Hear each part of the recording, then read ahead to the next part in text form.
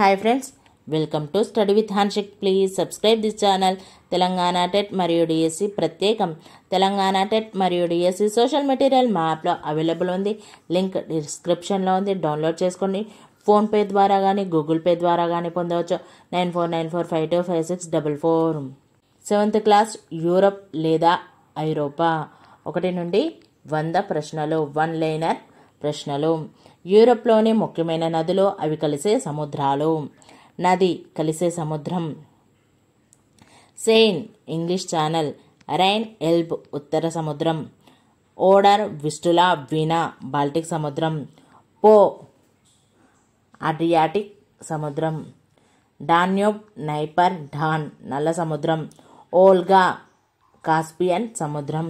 నదులు మరియు అవి ప్రవహిస్తున్న కొన్ని ముఖ్య దేశాలు. రైన్ నది Switzerland, Austria, Germany, France, Netherland. Danube నది Germany, Austria, Hungary, Bulgaria, Romania.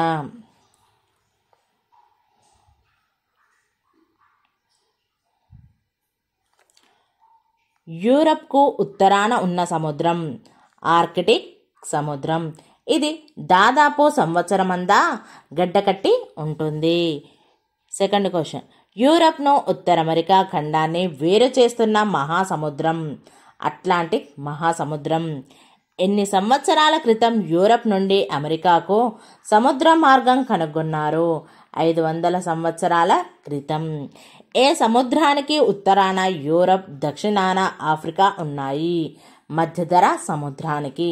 మధ్యధరా సముద్రం ఉత్తరం వైపు యూరప్, దక్షిణం వైపు ఆఫ్రికా.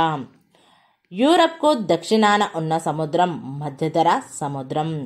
యూరప్ ఉత్తరాన ఆర్కిటిక్ సముద్రం, దక్షిణాన మధ్యధరా సముద్రం, పశ్చిమాన అట్లాంటిక్ మహాసముద్రం, తూర్పు యూరల్ పర్వతాలు. మధ్యధరా సముద్రం అంటే అర్థం ప్రపంచ మధ్య భాగం. ప్రాచీన కాలంలో ఐరోపా వాసులకు తెలియని ఖండాలు అమెరికా, ఆస్ట్రేలియా లాంటివి. ప్రాచీన కాలంలో ఐరోపా వారికి తెలిసినవి కేవలం యూరప్, ఆసియా, ఆఫ్రికా ఉత్తర ప్రాంతాలు మాత్రమే. ఐరోపా వారు ప్రపంచం మధ్యలో సముద్రం ఉందని భావించడానికి కారణం ఈ ప్రాంతాలన్నీ మధ్యధరా సముద్రం మధ్య విస్తరించి ఉండటం వల్ల. యూరప్కు తూర్పు సరిహద్దు యూరల్ పర్వతాలు. ఇవి చాలా ఎత్తైన పర్వతాలు కావు. ఏ పర్వతాలకు తూర్పున ఆసియా, పశ్చిమాన యూరప్ ఉన్నాయి? యూరల్ పర్వతాలకు. వాస్తవంగా ఆసియా, యూరప్ కలిసే ఉండటం వల్ల ఈ ప్రాంతాన్ని ఏమంటారు? యురేషియా అంటారు. యూరప్కు తూర్పు సరిహద్దు యూరల్ పర్వతాలు. యూరల్ పర్వతాలకు తూర్పున ఆసియా, పశ్చిమాన యూరప్ ఉన్నాయి. యురేషియా యూరప్ మరియు ఆసియాలు. ఐరోపాలో అనేక పర్వతాలు ఏ విధంగా ఉన్నాయి? మంచుతో కప్పి. ఐరోపాలో సంవత్సరం పొడవునా మంచుతో కప్పబడి ఉన్న ముఖ్యమైన పర్వత శ్రేణులు ఆల్ప్స్ పర్వత శ్రేణులు. బుడాపెస్ట్ నగరం ఎక్కడ ఉంది? పశ్చిమ యూరప్లోని హంగరీ దేశంలో డాన్యూబ్ నది ఒడ్డున ఉంది. దక్షిణ యూరప్ ఖండం సరిహద్దులలో కాస్పియన్ సముద్రానికి, నల్ల సముద్రానికి మధ్య ఉన్న పర్వతాలు కాకసస్. కాకసస్ పర్వతాలు ఏ విధంగా ఉంటాయి? ఇవి చాలా ఎత్తైనవి, సంవత్సరం అంతా మంచుతో కప్పబడి ఉంటాయి. విస్తారమైన పీఠభూములు కలిగి ఉన్న ఖండం ఆసియా. యూరప్లో అలాంటి పీఠభూములు లేవు. చిన్న చిన్న పీఠభూములు ఉన్న దేశాలు జర్మనీ, ఫ్రాన్స్, స్పెయిన్. ఐరోపాలో విశాలమైన మైదానాలు ఎక్కడ విస్తరించి ఉన్నాయి? తూర్పు ప్రాంతాల్లో రష్యా, ఉక్రెయిన్, పోలాండ్, బైలో రష్యా దేశాల వరకు విస్తరించి ఉన్నాయి. ఈ మైదానాలు ఎక్కువ మంచుతో నిండి ఉండటం వల్ల చలికాలంలో అత్యధికమైన చలిగాలులు వీస్తాయి. ఐరోపాలో పొడవైన నదులు ఓల్గా, నైపర్. ఓల్గా, నైపర్ నదులు ఎలా ఏర్పడ్డాయి? వేసవిలో మంచు కరిగి కాలువలుగా నీరు ప్రవహించి ఏర్పడ్డాయి. ఐరోపాలో నదులు వ్యవసాయ నీటిపారుదలతో పాటు జల రవాణాకు, అంతర్జాతీయ వ్యాపారానికి అనుకూలం. రైన్ నది ఏ సముద్రంలో కలుస్తుంది? చాలా దేశాలలో ప్రవహిస్తూ ఉత్తర సముద్రంలో కలుస్తుంది. ఐరోపాలో చాలా ప్రధాన పారిశ్రామిక మరియు ఖనిజాలు లభించే నగరాలు సముద్ర తీరాన ఉన్నాయి. ఇవి వేటికి దోహదపడుతున్నాయి? ఖండాంతర వాణిజ్యానికి. వోల్గా నది ఏ సముద్రంలో కలుస్తుంది? కాస్పియన్ సముద్రంలో. వోల్గా నది అనేది ఒక పెద్ద సరస్సు లాంటిది. ఈ నది ద్వారా ఖండాంతర వ్యాపారం చేయడం కష్టం. అందుకే వోల్గా నది ద్వారా జల రవాణాతో ఖండాల మధ్య వ్యాపారం చేయలేకపోతున్నారు. యూరప్ సముద్ర తీరమంతా ఏ విధంగా ఉంది? ఒకే తీరుగా లేదు. చాలా ప్రాంతాల్లో బాల్టిక్ సముద్రం మాదిరిగా సముద్ర తీరం భూభాగంలోకి చొచ్చుకొని వచ్చినట్టు ఉంటుంది. మరికొన్ని చోట్ల ఇటలీలో మాదిరి భూభాగం సముద్రంలోనికి విస్తరించినట్లు ఉంటుంది. ఇటలీకి ఎన్ని వైపులా సముద్రం ఆవరించి ఉంది? 3 వైపులా. 3 వైపులా నీరు ఉండి ఒక్కొక్క వైపు భూభాగం ఉంటే దాన్ని ఏమంటారు? ద్వీపకల్పం. నార్వే, స్వీడన్ కూడా ద్వీపకల్పంలో భాగం. ఈ ద్వీపకల్పాన్ని ఏమంటారు? స్కాండినేవియా ద్వీపకల్పం అంటారు. 4 వైపులా నీరుండి ఒకవైపు భూభాగం లేని దేశాలని ఏమంటారు? ద్వీప దేశాలు అంటారు. యూరప్లో ద్వీప దేశంకి ఉదాహరణ గ్రేట్ బ్రిటన్. ప్రాచీన కాలంలో ఐరోపా వారు సముద్ర మార్గాలను ఎక్కువగా ఉపయోగించుకోవడానికి కారణం ప్రయాణం సులభంగా ఉండి రవాణా ఖర్చు తక్కువగా అవుతుంది. భూభాగంలోని చొచ్చుకొని వచ్చిన సముద్రాలను ఏమంటారు? గల్ఫ్. పెద్ద సంఖ్యలో ఉన్న లోతైన అఖాతాలు భూభాగంలోకి చొచ్చుకొని వచ్చిన సముద్రాలు గల్ఫ్ దేనికి అవకాశం కల్పిస్తున్నాయి?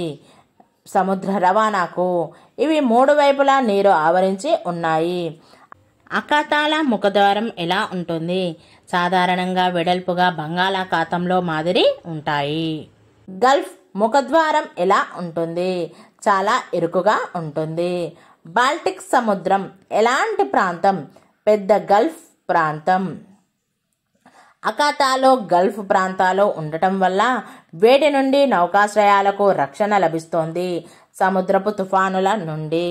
నౌకాశ్రయాలను నిర్మించడానికి దేనికి ప్రాధాన్యం ఇవ్వడం వల్ల ఓడ అడుగు భాగం భూమిని తాకదు.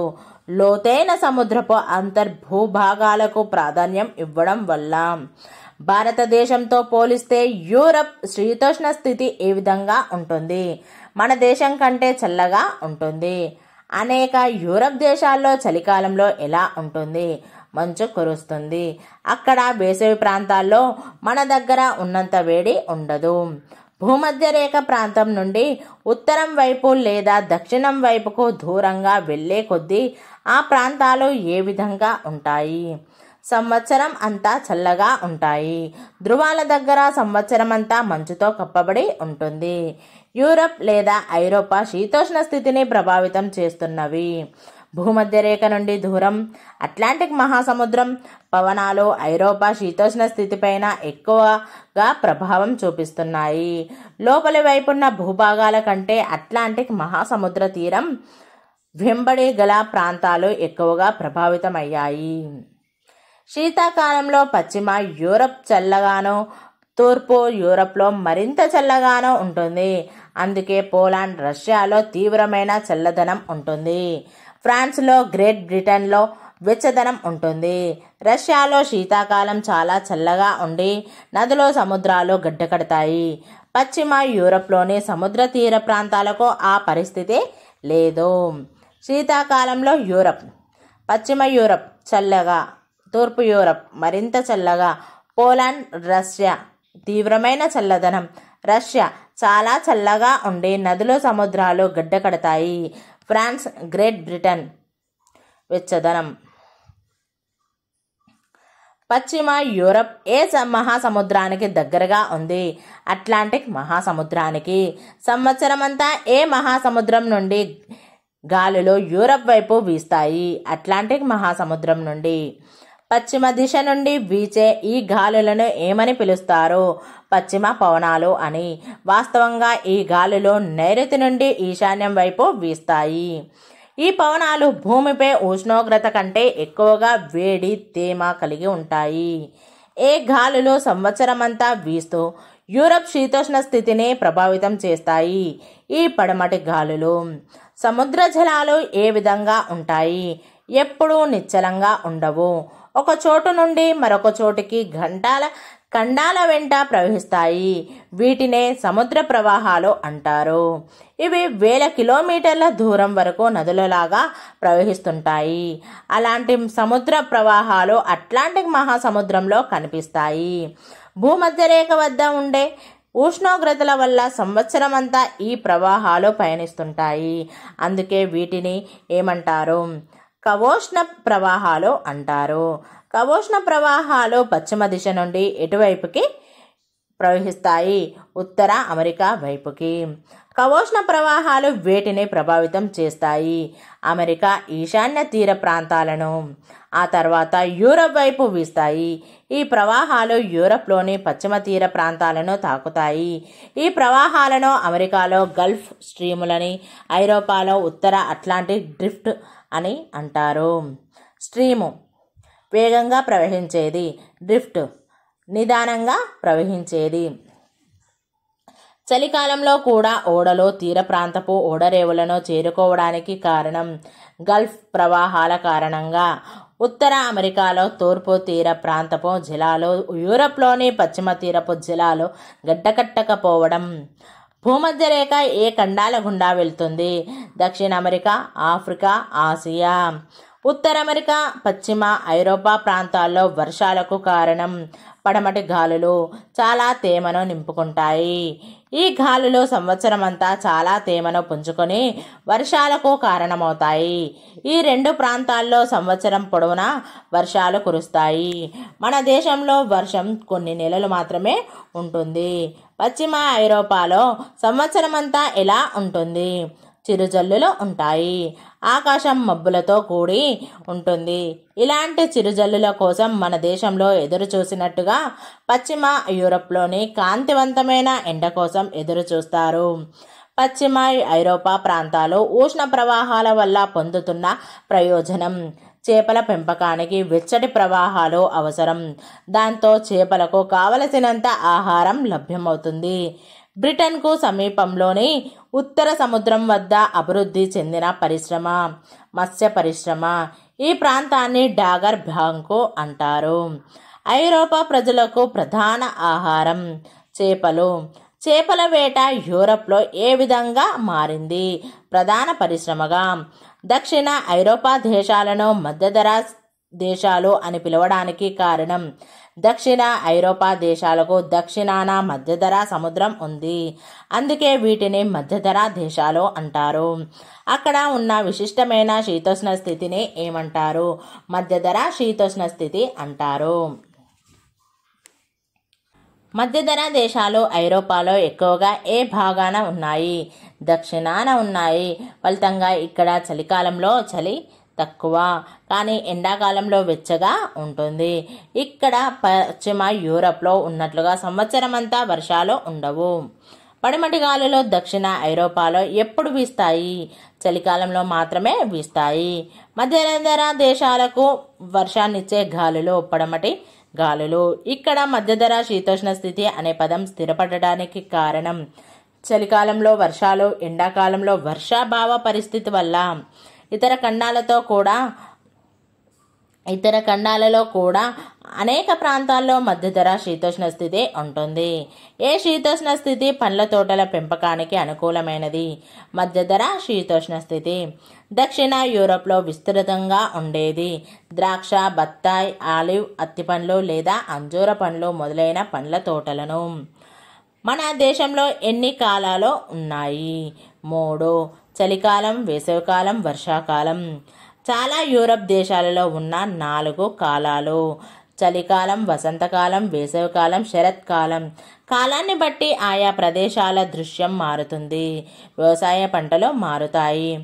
ఐరోపా లేదా యూరప్లో 4 కాలాలు: చలికాలం నవంబర్ టు ఫిబ్రవరి, వసంతకాలం మార్చి టు మే, వేసవికాలం జూన్ టు ఆగస్ట్, శరత్కాలం సెప్టెంబర్ టు అక్టోబర్. చాలా యూరప్ దేశాలలో చలికాలం ఎలా ఉంటుంది? నవంబర్ నెల రాగానే వణికించే చలితో ప్రారంభమై డిసెంబర్ నుండి అతి శీతలంగా మారుతుంది. పర్వతాలపై ఎక్కువగాను మైదానాలపై తక్కువగాను మంచు కురుస్తుంది. సూర్యుడు చాలా ఆలస్యంగా 9 లేదా 10 గంటలకు ఉదయించి మధ్యాహ్నం 4 గంటలకే అస్తమిస్తాడు. చలికాలంలో ఏ దేశంలోని వెడల్పైన ఆకులు గల చెట్ల ఆకులను రాల్చి ఆకులు లేని చెట్లుగా మారుతాయి? ఫ్రాన్స్. పశ్చిమ ఐరోపాలో అతిపెద్ద దేశం ఫ్రాన్స్. ఫ్రాన్స్లో మార్చి నెల రాగానే ఏ విధంగా ఉంటుంది? పగలు ఎక్కువ కాలం, రాత్రి తక్కువ కాలం ఉంటుంది. మంచు కరగడం ప్రారంభించి చెట్లు చిగురించడం ప్రారంభమవుతుంది. పచ్చని ఆకులు, అందమైన పూలు, పచ్చిక బయళ్లలో గడ్డి మొలవడం ప్రారంభమవుతుంది. వసంతకాలంలో భూములు దున్ని విత్తనాలు వేస్తారు. ముఖ్యమైన పంటలు గోధుమ, రై, బార్లీ, మొక్కజొన్న, బీట్రూట్, ఓట్స్. యూరప్లో వేసవికాలం జూన్ నుండి ఆగస్టు వరకు. యూరప్లో వేసవికాలం ఎలా ఉంటుంది? వేడి ఎక్కువగా ఉండి వర్షాలు ఎక్కువగా కురవవు. పగటి కాలం మన దేశం కంటే చాలా ఎక్కువ. యూరప్లో సూర్యోదయం మరియు సూర్యాస్తమయం ఎలా ఉంటాయి? తెల్లవారుజామున 4 గంటలకే సూర్యోదయం, రాత్రి 8 గంటలకు సూర్యాస్తమయం అవుతుంది. నార్వే, స్వీడన్ లాంటి కొన్ని ఉత్తరాది దేశాల్లో ఏ విధంగా ఉంటుంది? సూర్యాస్తమయం ఉండదు. ఇలాంటి దేశాలను అర్ధరాత్రి సూర్యుడు గల దేశాలు అంటారు. ఇక్కడ అత్యధిక ఉష్ణోగ్రత కూడా ఉండదు. ఎందుకంటే సూర్యుడు చాలా దగ్గరగా ఉంటే భూమ్యాకాశాలు కలిసినట్టుగా కనిపించే రేఖ దగ్గర ఉంటాడు. యూరప్లో వ్యవసాయానికి అనుకూలమైన కాలం వేసవికాలం. వేసవికాలంలో పంట పండుతుంది. క్రమం తప్పకుండా వర్షాలు కురవడం వల్ల పంటలకు నీటిపారుదల అవసరం ఉండదు. వేసవి చివరి నాటికి పంట కోతకు వస్తుంది. మన దేశంలో ఉన్న వ్యవసాయ కాలాలు 2. అవి రబీ, ఖరీఫ్. చలికాలం, వర్షాకాలం. కాబట్టి 8 నెలల పాటు పంటలను పండించగలము. ఫ్రాన్స్లోనూ ఇతర యూరప్ దేశాలలోనూ ఎన్ని నెలలు పంటలు పండుతాయి? 6-7 నెలలు మాత్రమే. శరత్కాలం సెప్టెంబర్ టు అక్టోబర్. యూరప్లో శరత్కాలం సెప్టెంబర్ టు అక్టోబర్. యూరప్లో శరత్కాలం ఎలా ఉంటుంది? చెట్లు ఆకులు ఎరుపు, పసుపు రంగులకు మారి రాలిపోతాయి. వ్యవసాయపు పనులు నిలిచిపోతాయి. చలికాలంలో వాడేందుకు గడ్డి కోసి ఎండబెడతారు. ద్రాక్ష, ఇతర పండ్ల జాతుల నుండి తీసి సారా, జామ్ పండ్ల రసాలు తయారు చేసి వివిధ పద్ధతుల్లో నిల్వ చేస్తారు. ఐరోపాలోని మైదానాలు, నదీ లోయ ప్రాంతాలు ఎలా ఉంటాయి? చాలా సారవంతమైనవి. సంవత్సరమంతా వర్షాలు కురవడం వల్ల ఏ నదులు ఎండిపోవు. ఐరోపాలో అధిక భాగం పర్వతాలతో కూడి ఉంది. ఈ ప్రాంతం వ్యవసాయానికి అనువైనది కాదు. ఐరోపాలో తక్కువ సేద్యపు భూములు ఉన్న దేశాలను తెలపండి. ఐరోపా లేదా యూరప్ దేశాల్లో ఉన్న సేద్యపు భూములు: నార్వే 3%, ఇంగ్లాండ్ 30%, జర్మనీ 40%. భారతదేశంలో ఇంచుమించు ఎంత శాతం వ్యవసాయం భూమి ఉంది? 55%. హాలండ్ అంటే డచ్లో వ్యవసాయానికి పనికి వచ్చే భూమి చాలా తక్కువ. వీరికి తీవ్రమైన భూభావ కొరత ఉంది. పోల్డర్ అంటే హాలండ్ వారు గతంలో సముద్ర జలాలతో నిండి ఉన్న ప్రాంతంలో నీటిని వెనుకకు మళ్లించి గోడలు కట్టి ఆ ప్రాంతంలో కొద్దిపాటి వ్యవసాయం చేస్తున్నారు. ఆ భూమిని వారు పోల్డర్ అని పిలుస్తారు. ఉత్తర, తూర్పు ఐరోపాలో వ్యవసాయం చేయడం కష్టం. దీనికి కారణం చలికాలంలో అతి శీతల పరిస్థితుల వల్ల వ్యవసాయం చేయడం కష్టం. ఆ ప్రాంతాల్లో 6 నెలల వరకు మంచుతో కప్పబడి ఉంటాయి. వసంత ఋతువులో మంచు కరగడం వల్ల సాగు పంట పరిపక్వత రావడానికి సరిపడే సమయం ఉండదు. కానీ వసంత ఋతువులో పంటలు విత్తడం వల్ల వేసవి కాలంలో పంట పరిపక్వత చెంది ఆకురాల్చే కాలంలో కోతకు సిద్ధంగా ఉంటుంది. ఫలితంగా సంవత్సరానికి ఒకే పంటను తీస్తారు. దక్షిణ ఐరోపాలో సంవత్సరానికి ఎన్ని పంటలు పండిస్తారు? 2. యూరప్ మైదానాల్లో ముఖ్యమైన పంట గోధుమ. గోధుమ ఎక్కువగా పండిస్తున్న ఐరోపా దేశాలు: France, Germany, Russia, Ukraine, Poland, Italy, Greece. పండ్ల తోటల పెంపకానికి ప్రసిద్ధి చెందినది దక్షిణ యూరప్. ద్రాక్ష సారాయికి ప్రసిద్ధి చెందిన మధ్యధర దేశాలు పోర్చుగల్, స్పెయిన్, ఇటలీ, దక్షిణ ఫ్రాన్స్. యూరప్లో ముఖ్య పంటలు బార్లీ, ఓట్స్, రై, బీట్ దుంపలు, బంగాళదుంపలు. బీట్ దుంపల నుండి పంచదార ఉత్పత్తి చేస్తున్న దేశాలు రష్యా, ఉక్రెయిన్, జర్మనీ. ఆసియా వలె ఐరోపా పెద్ద భూస్వాములతో పాటు చిన్న రైతులు గల ఖండంగా ఉండేది. ప్రస్తుతం ఐరోపాలో చిన్న రైతులు లేకపోవడానికి కారణం గత 2 శతాబ్దాల కాలంలో వ్యవసాయ రంగంలో వచ్చిన సమూల మార్పుల వల్ల. సాంకేతిక రంగంలో వచ్చిన మార్పు కారణంగా ఏం జరిగింది? పెద్ద రైతులు విశాలమైన వ్యవసాయ క్షేత్రాలను సమకూర్చుకొని వ్యవసాయం చేస్తున్నారు. Thank you friends. ఈ వీడియో కనుక నచ్చినట్లయితే లైక్ చేయండి, షేర్ చేయండి, కామెంట్ చేయండి, సబ్స్క్రైబ్ చేయండి ఫ్రెండ్స్.